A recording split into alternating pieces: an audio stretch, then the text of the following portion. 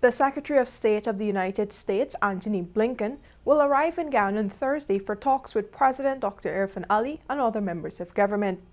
According to a release from the U.S. Embassy in Georgetown, this high-level visit will focus on priority issues, including food and energy security, decarbonization, climate resilience, regional migration, and building local capacity. A joint press conference will be held at the State House, which is the President's official residence in Georgetown, on Thursday afternoon. Over the past few days, Blinken has been in Trinidad and Tobago, meeting with the heads of government of the Caribbean community gathered there. Last month, U.S. Vice President Kamala Harris met with these Caribbean leaders in the Bahamas. The U.S. is deepening its partnership with the Caribbean, focusing on several key areas, including fighting the climate crisis, boosting food security and energy security, and combating crime.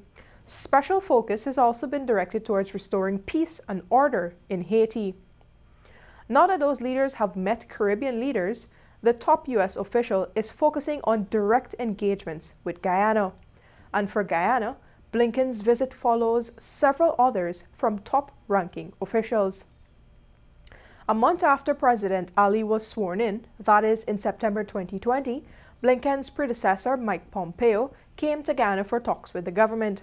There was a huge focus on infrastructure investments, fighting the narcotics trade and the humanitarian crisis in neighboring Venezuela.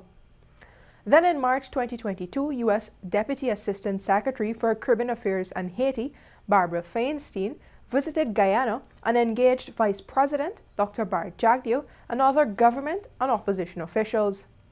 And in March this year, a 7-member bipartisan U.S. congressional delegation, led by the chairman of the House Committee on Ways and Means, Jason Smith, visited Guyana for talks with the government, the opposition, and officials from U.S. oil giant ExxonMobil.